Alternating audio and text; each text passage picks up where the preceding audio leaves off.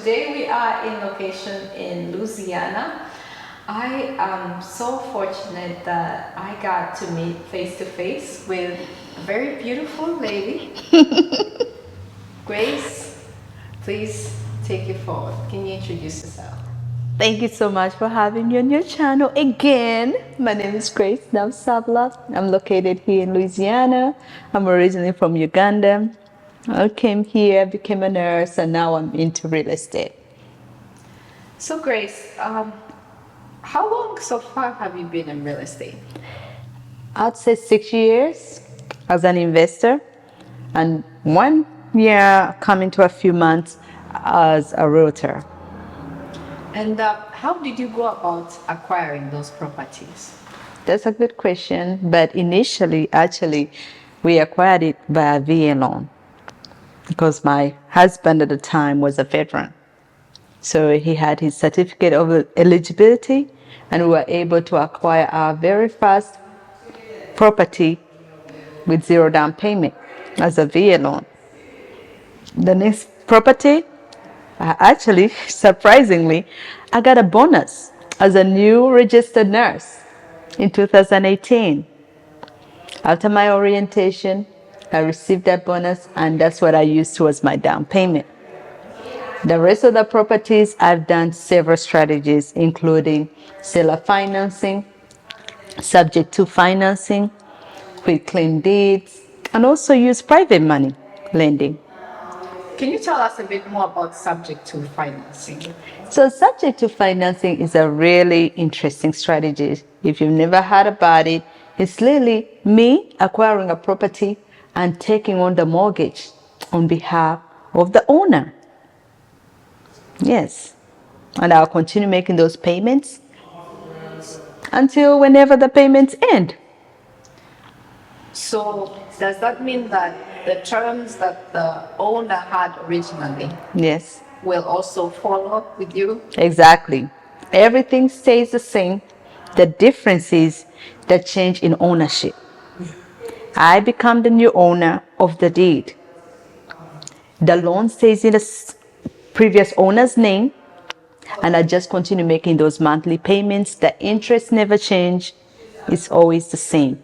And also the insurance. So most times, sometimes people leave the insurance in the seller's name.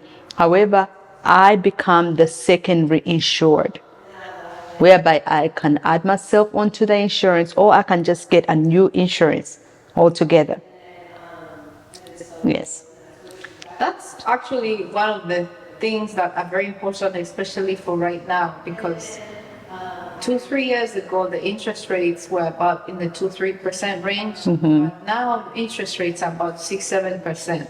So some people might feel like there's a limit on affordability. Like when the interest rate is that high, that means the monthly payment could be a hindrance for some people. Exactly. But I feel like if they go into subject to financing, one can still acquire properties with the old interest rate of the owner. Definitely. Currently, right now, the inflation is really high. Interest rates are about 6 to 7%. Do you really think that it's still a good thing to buy a home at this time? Yes, it's always a good time to buy. And you know why? Because the best time was 20 years ago. The next best time is now. You see, think about now. Because most times we wait, and waiting doesn't amount to anything. A lot of investors, when you ask them, what is the one thing they regret? Do you know what they say? No, Their regret is waiting.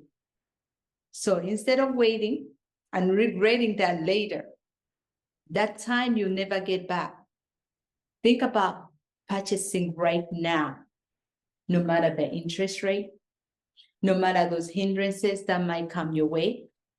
Think about today. What can you do right now? Improving your credit, researching, talking to professionals like me to assist you during this process. Do it now.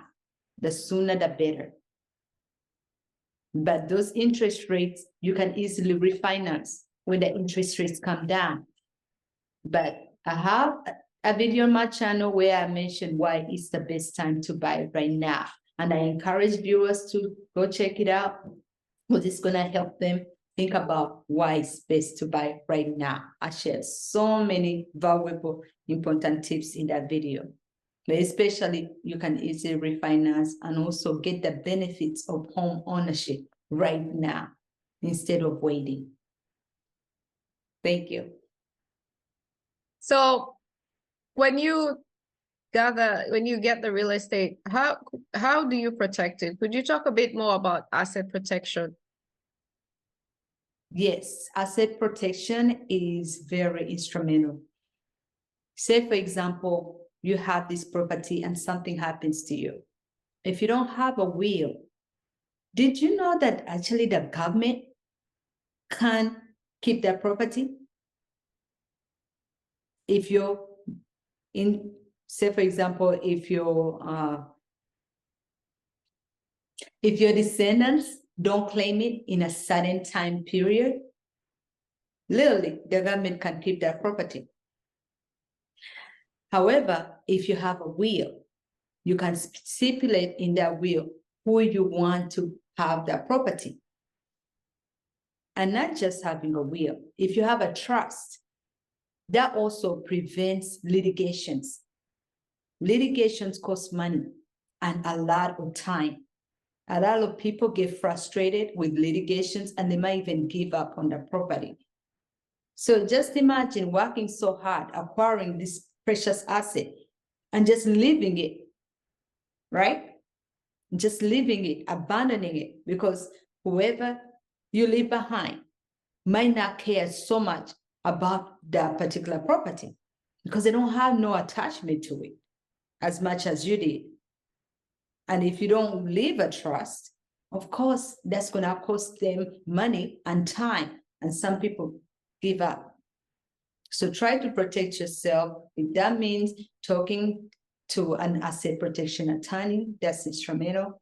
And also having that will where you have somebody who witnesses and give it to a trusted professional in case something happens to you. And having trust also include, say, for example, a power of attorney, right? For healthcare, sometimes something might happen to you and you're incapacitated. Who will make those decisions for you? If you're not sure, this is a time to think about this information and try to put some information on paper, what you want done, right? Yes. So just imagine right now you can get term life insurance for about $17. $17 you could get between $500 to $1 million in term life insurance. On average, one meal, just lunch in the US currently, you can pay about $10. So for less than 2 meals in a day, you could get term life insurance that can help you get through in the event of maybe death or an accident, and you could have something to leave to your family. But most people are not doing term life insurance. They're not doing whole life insurance. So can you talk a bit more about why it's so important to have these as part of your estate planning? Thank you for this question. This question is underestimated. Life insurance is a basic necessity. Each one of us needs to have life insurance. And even something as small as term life. Because sometimes when you mention to people about life insurance, they're thinking about whole life. Whole life might cost more. However, starting with term life can help you in the long run. $17. Literally, most meals cost more than that. One meal, right? And if you go out, maybe you have a special occasion, you want to go out, you might spend more than $50. So think about how this $17, You can save that over the course of a year and get yourself some insurance. And the sooner, the better. Because do you know that the cheaper the insurance is because of your age? Because if you're younger, the insurance is cheaper. The older you get, guess what? It's more expensive. So it's best to start now, locking that cheap insurance for that particular term. And when you get to that term or close to it, you can increase that term. And also, you can add on whole life insurance because you'll be older and you need something more stable and for the long run. However, insurance is a basic necessity. We all need it. It's not a want, it's a need. Especially in us as minorities, this is something that is actually hindering our growth in our communities because most of us don't have it. Most times when something happens to it, which something can happen to any of us, guess what happens? We are on crowdfunding. You see GoFundMe. I'm not saying anything bad about people who ask for that help. However, if so many of us are doing the same thing, such that we are really always trying to solicit funds to do this and support somebody who's going through a grievance, think about how would you support your community and your loved ones if you had life insurance? It would go a long way. So that would definitely help us, not particularly close the gap because we have a big wealth gap. However, it will help us sustain us in the long term, whereby you're not leaving your family to fend for themselves when something happens to you. Yes, yes. Mm-hmm. And also, now that we're talking about insurance, as we grow older, you have to start considering long-term care insurance. True. The earlier, I think they said, as soon as you get to 40 and plus, you need to start considering getting long-term care insurance because the earlier you get it, the better, like you said earlier. I agree. And also short-term disability, you see, because short-term disability, this is you get an injury at work. Most times the job can pay you for so long. However, if you have that short-term disability, it pays for the long haul. So people who have had it actually say so many good things about it, especially when something happened to them. So because insurance is something we really need, okay, not one. So I encourage everybody, whatever you can do right now, start with life insurance at least. Make sure you're covered. And then start adding on that long-term, that short-term disability, because they are all important. Okay, Grace. Just a continuation of what we had started earlier. What is your search criteria when you look for real estate? Ooh, that's a good one. So for personal residence versus a investment residence, I'd say let me start with my investment because right now I don't look at properties as a personal residence because I'm always thinking about investing. So because when I initially started, I just wanted everything to be perfect. No, that's not the case when I'm looking for an investment property. So for an investment, it's always about location, the right location, because everybody will say location is everything in real estate. I'm always thinking about the exit strategy. So having the right location gives me multiple exit strategies. And additionally, I look at the condition, right? So location, then condition. What is the condition of this particular asset that I'm willing to invest in? And is that condition what I'm looking for? Because it has to meet my criteria. And my criteria is literally getting a property that needs some updating, right? So I need to fix a few things, building equity, and then put somebody long term to rent it. That's my criteria. And the third thing, because I mentioned location, condition, and then the cash flow. Is that property going to give me the cash flow I'm looking for? And the cash flow I'm looking for is at least 1%. You see the 1% rule. So say, for example, this property is $100,000.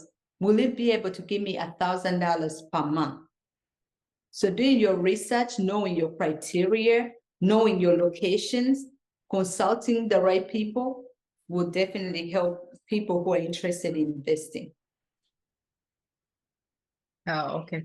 Mhm. And in ending, what's your vision? Where are you going the next 5-10 years? In the next 5 to 10 years, I have wonderful visions. I want to be a broker, and so I can help more people, so I can help myself, so I can be a better representation for my community. And also, I want to do more philanthropy work to help people in my community and build a community and continue growing my business, because I know there's a lot of potential that is very untapped where I am and in other locations. And I believe we can all work together to tap into the potential that we have around us. So I'm looking forward to growth and helping other people grow in this journey as well. Awesome, awesome. So why is all this important to you, Grace? My why. Oh, my why is simple. I grew up in poverty, and literally, I used to say I'm allergic to poverty. I don't know who is that, but I'm allergic to poverty in that I used to wake up wondering how come other people can do this and be this and wear this. So that difference, I was like, what did they take for them to get there? So that also always made me wonder, what do I have to do differently? You see, because we are all people, we are all the same, we all have similar, you see, whatever we are born with. It's so much similar, but what makes them different from other individuals? If you're struggling right now, think about what is making you different from somebody who's winning, who is achieving their goals, and who's doing everything that they set themselves to do. So ask yourself that, and then think about what can you do to bridge that gap to get to where you need to be. And that is by setting goals. So when I realized that those people were not as different from me, I was like, you know what? All along, I was waiting for permission. So I had to think about my mindset, changing my own mindset. And after changing my mindset, empowering myself on a daily basis. I do a lot of affirmations. So if I'm feeling down, I have to empower myself. I am powerful. I can do it. If other people can, I too can. You see, because those goals are in us for a reason. And I always hold on to that. So if I have a goal and a dream, I know it's me to bring it to fruition, because the God who created me has bigger visions for me. And I know I'll be able to fulfill those visions if I believe in myself enough. Yeah, so that's my why, being able to fulfill the goals God has for me. Definitely. Awesome, awesome. Mm. Well, this has been part 2 of Millionaire Babe with Grace. I want to thank you for watching, and don't forget to like, share, and subscribe. I will see you next time. Goodbye. Thank you. Thank you.